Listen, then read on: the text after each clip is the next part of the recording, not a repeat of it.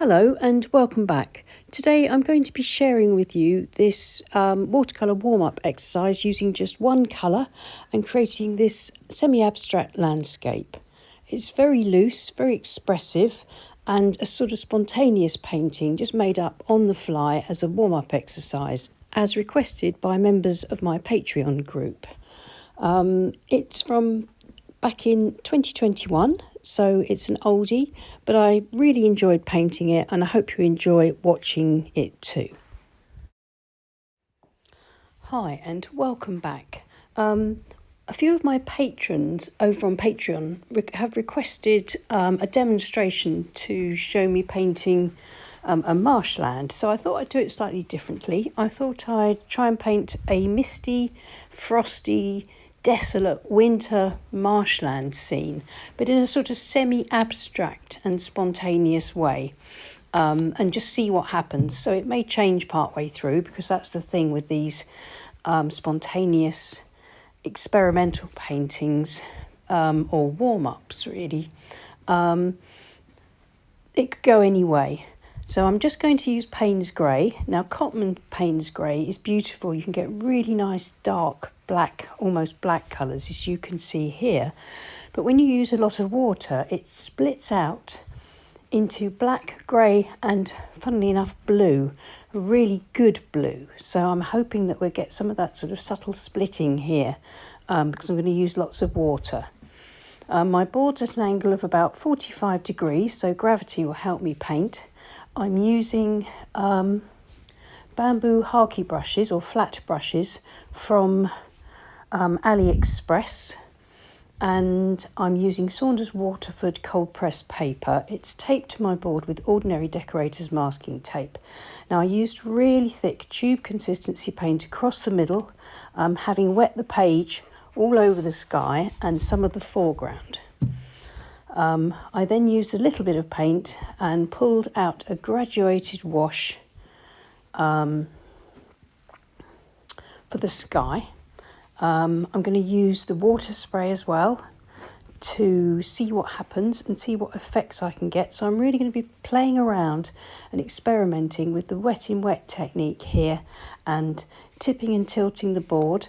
So I've got those runs coming down, so rather than panicking, I'm going to create some more runs and spray, and there you can see now that run looks a bit more intentional, and I can tilt the board and spread those runs out a bit more so that they start to form a really interesting mid and foreground. Using a clean damp brush or the same brush that I was using, just making sure that it's not too watery, I can feather through that paint and just help to spread it out and blend it a bit.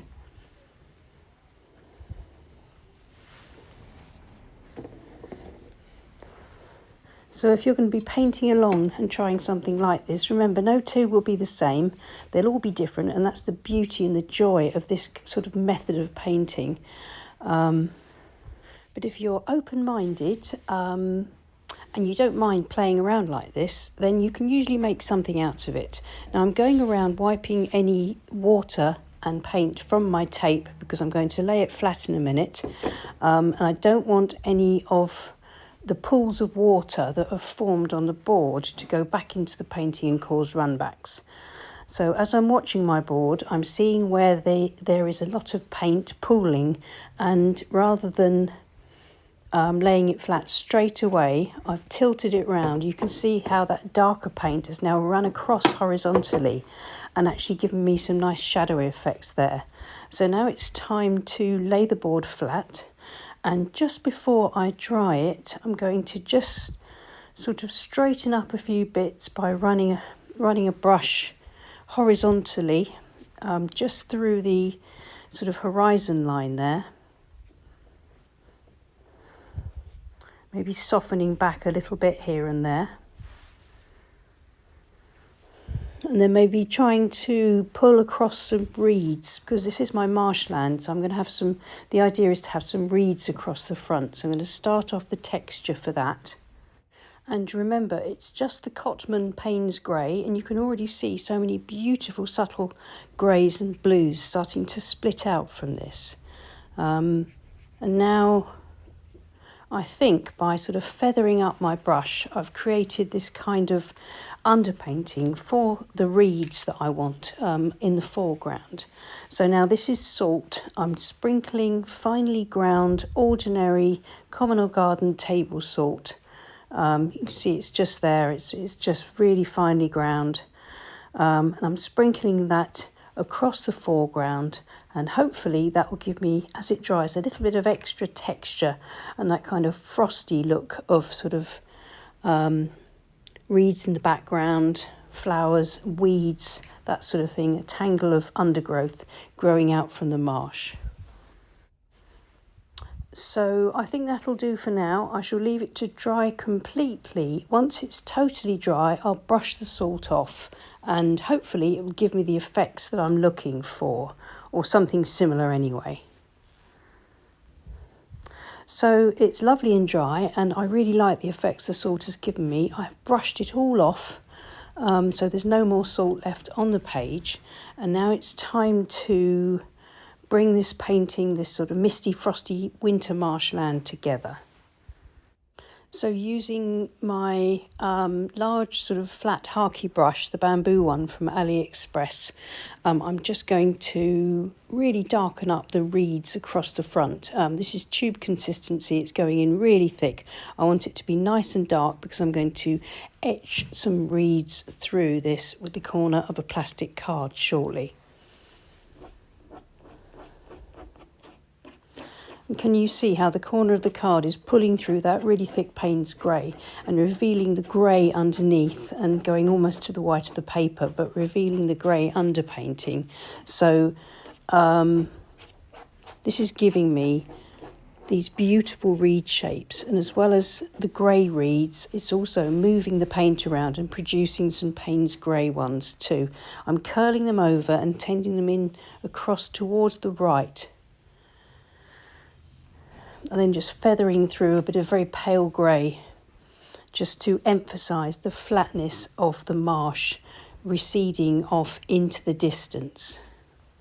I'm trying not to disturb the initial washes too much, because I think what they've done is really beautiful. It could be mountains, it could be clouds, it could be anything you want in the distance, but in a semi-abstract painting like this, then it's up to the viewer to interpret it, and I'm really happy with the marks there. So I'm working now, hopefully, just to kind of refine it a little bit, but without disturbing the beautiful wet in wet effects that watercolour created all by itself. And finally, using my small calligraphy brush, I'm going to put in some detail. I'm going to put in a few lonely marshland birds flying in the sky. But first of all, I'm going to paint in these kind of flowers, sort of reed flowers, seed heads, that sort of thing. Just dotting into these kind of little groups and then pulling down stems into the existing reeds that I scratched in a bit earlier. I'm going to work across the whole of the bottom, putting in these little dots and marks that just suggest these kind of wild, dead winter marshland plants. I think there's a sort of desolate beauty to scenes like this that I really enjoy painting.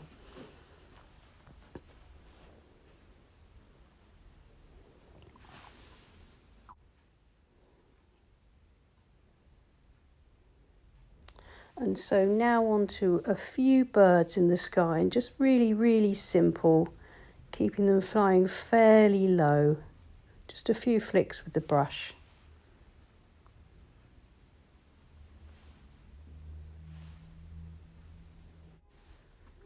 I do hope that you'll maybe try something like this. I'm not sure what other brands of Payne's grey are like, whether they'd be any good for this. I think all brands are different. As you can see here, the range of shades from black through to blue and all sorts of pale greys in between have been provided by the Cotman Payne's grey.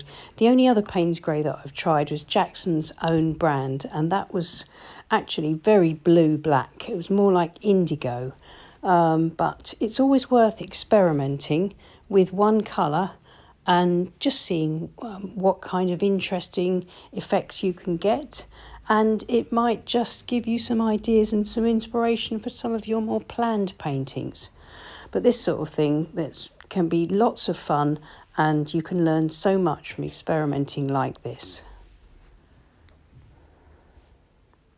So there's a little group of birds further back in the distance. And now I'm going to remove the tape, carefully peeling it away from the painting, not towards it, just in case the tape was to catch and stick on the paper, but I think this tape's okay. Then once you see it with a clean white border, it gives you an idea of what it would look like, sort of matted or mounted and framed, if you chose to do so. But I'm pretty pleased with that, actually. I really like the misty distance, I like the effects of the reeds. But there's a little mark and it's just there, and I'm not happy with the way that sort of seems to break into the horizon line a bit too much. So I'm going to use what I call my scrubber. It's a bristle brush that I've cut off really small, really short bristles. Dipped it into clean damp water. I'm going to rub it over that little mark, leave it for a few seconds, then dab out with a tissue. Saunders Waterford is not very good for lifting, but I should be able to get this with a couple of coats if I'm careful. So I'm going to put a bit more water on it with the scrubber again, just scrubbing to and fro, being careful not to disturb the paint around it. I think you can see that's nearly gone, that second one. Yeah, that's gone, that's better, I'm happy now. I'm also very pleased with the way the salt has worked out. Remember, when you're using salt, don't sprinkle it onto really wet paint and don't try it on really dry paint. The paint has to be somewhere in between, just damp or just moist, in order to get these pretty little patterns. So looking in closely, you can see that there's quite a lot of different effects there, but it kind of all adds up to give us a nice, deep, flat, desolate marshland with possibly some mountains in the far distance.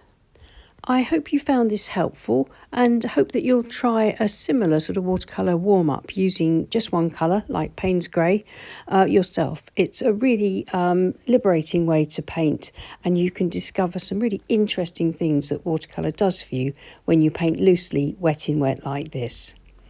Well, please leave us a like and subscribe to our channel if you haven't already. And thank you so much to everybody that supports us on Patreon. We really do appreciate you. I'll see you again soon. Take care and happy painting. Bye.